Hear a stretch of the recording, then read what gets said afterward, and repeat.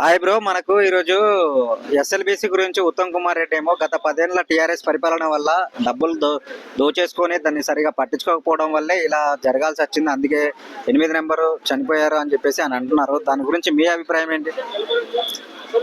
ఒకటన్న అట్లా మాట్లాడడానికి సిగ్గుండాలి.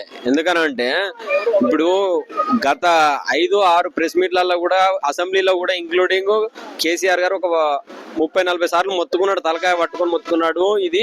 ఈ మిషన్ అనేది అది భూమిలో నుండే వెళ్లే మిషన్, ఇది భూలోనే మళ్ళీ భూమిలోనే భూస్థాపితం అవుతుంది.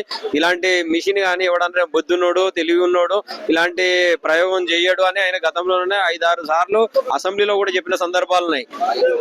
అది వినకుండా ఇట్లాంటి ప్రయోగం చేసినది కాంగ్రెస్ పార్టీ.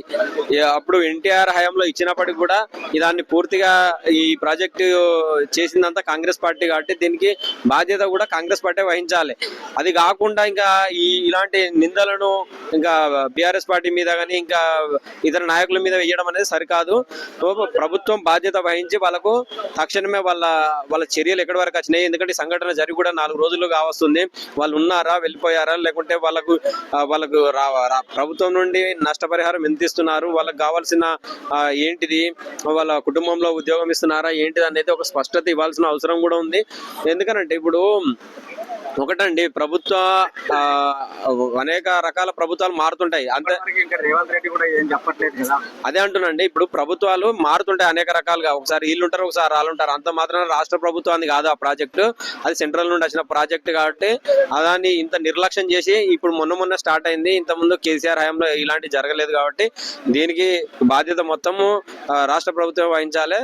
ఎందుకంటే సీఎం గారు కూడా వాళ్ళ మంత్రులు కూడా మొత్తానికి పట్టించుకోకుండా ఈ రోజు ఏదో ప్రెస్ మీట్ పెట్టి హరీష్ రావు గారు వస్తున్నాడు అనగానే ఏదో లొడలొడ వాగడం అనేది సరైనది కాదు. ఒక మంత్రి ఏమో దుబాయ్ లో మ్యాచ్ చూస్తుంటాడు, ఒక మంత్రి ఏమో ఎలక్షన్ల కోసం హెలికాప్టర్లు వేసుకొని తిరుగుతున్న పరిస్థితులు, ఇట్లాంటిది అనేది సరికాదని నేనైతే అంటున్నాను. ఇంకొకటి ఏంటంటే ఈ రోజు హరీష్ రావు గారు వస్తున్నారంటే అనేక రకాలుగా అడ్డంకులు, హౌస్ అరెస్ట్ చేసే ప్రయత్నం చేశారు, మధ్యలో ఆపే ప్రయత్నం చేశారు, టన్నెల్ లోపలికి లేకుండా పోనివ్వకుండా ఆపారు.